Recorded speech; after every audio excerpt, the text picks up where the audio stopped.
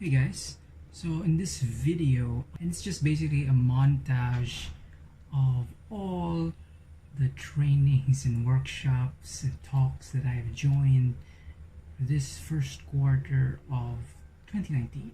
It's basically just clips that maybe you can learn something about it, and just to show you that this is what I've been doing for the past 3 months or so, ever since I quit my job. So hope you guys enjoy it, and let me know what you think. To today's session, we have 3 key points that we want to share. We want to talk about BPI's commitment to Cebu. We want to talk about the focus areas of BPI here in Cebu. And lastly, we want to share with you BPI's ongoing growth story. Because our president and the head of our corporate client segment is still not here, we have here our lone wolf, Mr. Junie Veloso, who heads one of the key business units, which is actually one of the focus areas here in Cebu and in the entire Philippines. Tips and tricks on how to do seminars and workshops that you can somehow earn. Now, you may ask a question, Flip, knowledgeable ko. I have the knowledge. O sa akong kuwang delivery. Because there are other people na knowledgeable. But to convey the message to the audience, wala na siya na. That's why na ibang speakers, if you notice, Brett Kimanuria is boring.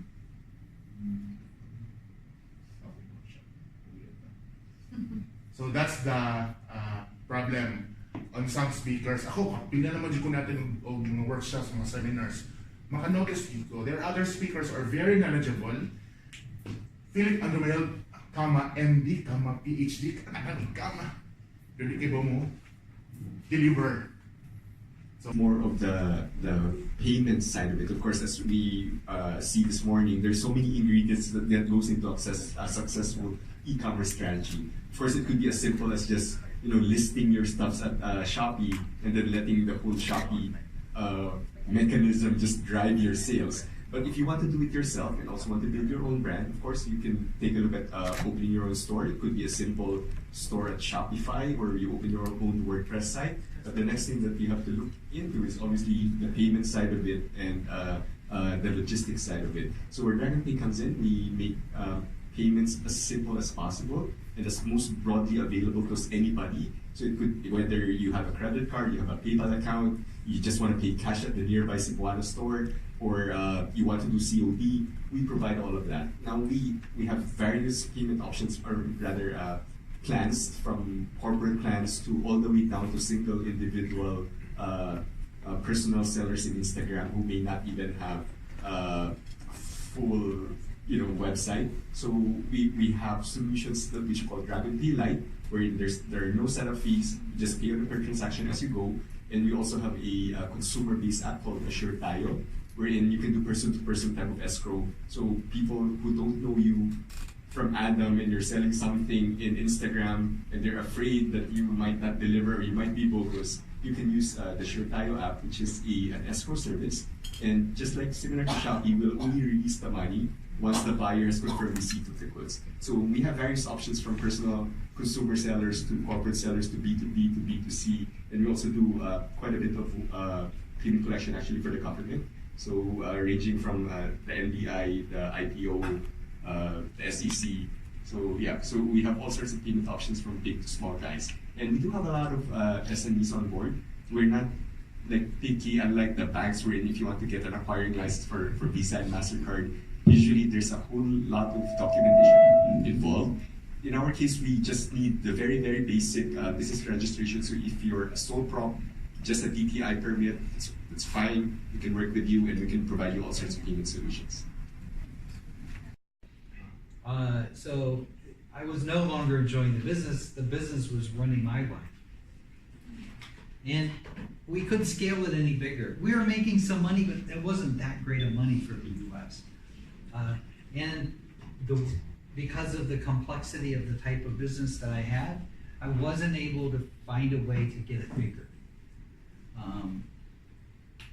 Where if I had thought that all out ahead of time, maybe I would have designed the business differently.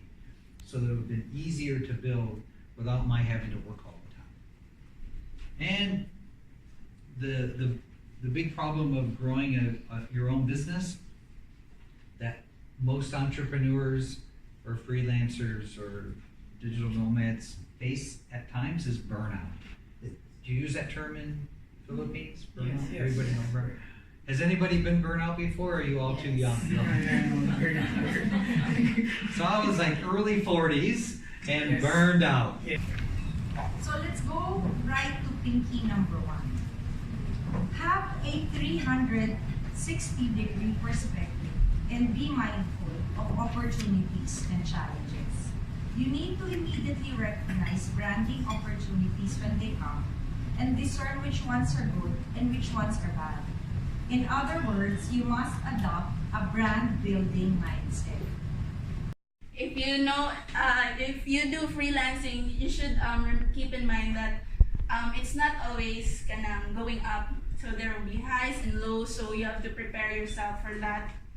And there will be some crying maybe. And lots of frustration, but you learn from your mistakes. So anyway, these are some months I wasn't able to record, so this is how it went until in 2017. That was when I decided to like really run as a business. So my goal lang yun is to at least make $1,000 a month, and because I think that's the gross income of my partners and mine combined in corporate, which I realize is very small. So anyway, yeah, and then my highest was July last year.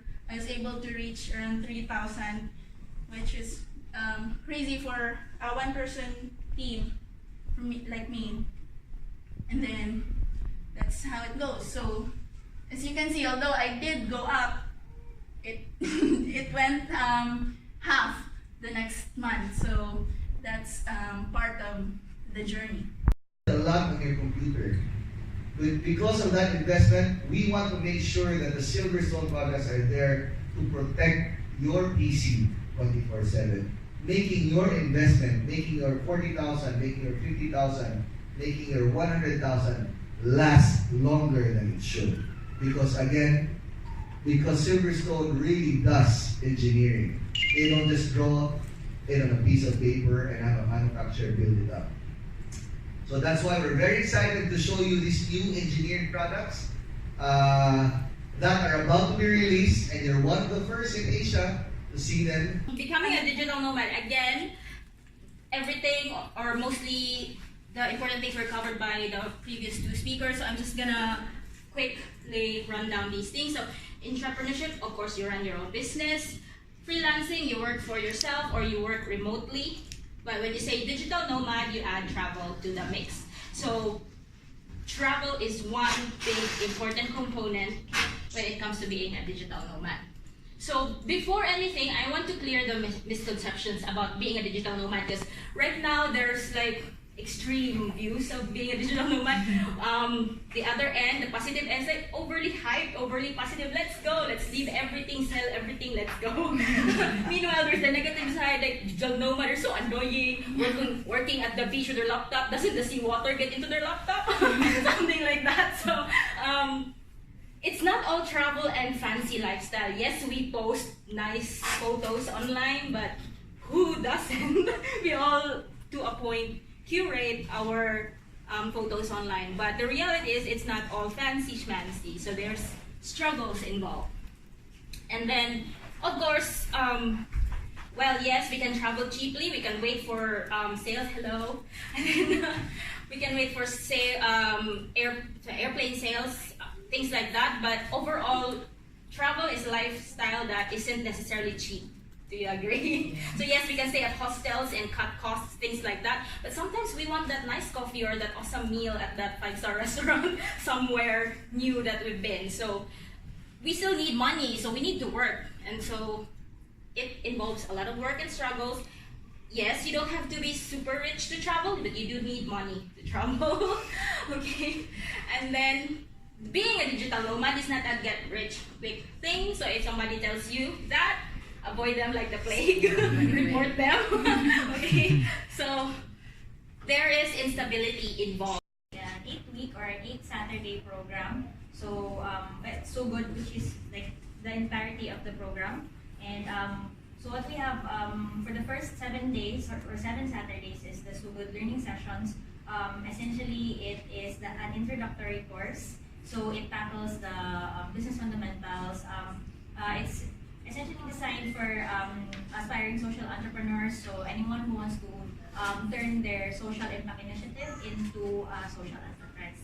So into a very sustainable social enterprise. Pila area yan eh. This is 400 meters, square meters, di ba? O mahalin na 5,000 sir. Di ba sa Nandi? 5,000 per square. Panangitan, 5,000 per square. Naaasay ng pabaligyan ni mo, ang igsuon, pabaligyan sa diya. Ang iyang gusto, 5,000 per square sa nahalin. Eh, mo may halin o silitan. O nahalin ng 5,000, pero look at sa configuration. 10 by 40. That is still 400 square meter. Ang we know, on the context na to, itang appraiser, di ka mabandong sana niya. But at least, abot na ni Mornehan nyo. Kabuhot na nga, these are two different price. Agree ka, sir? We're always afraid of the unknown, right? And it scares you. And it did scare me. I was one of you. I was a hotelier, believe it or not. I graduated as a hotelier. I worked in real estate. I worked in different industries. Usually, you know, the volume of our stomach is very. If you every time you eat a lot of amount, yeah, of course your stomach is so big. Yeah, so if you eat less, you will feel some hungry. Yeah, but if you would like to reduce your meals, I suggest you have to reduce step by step. Yeah.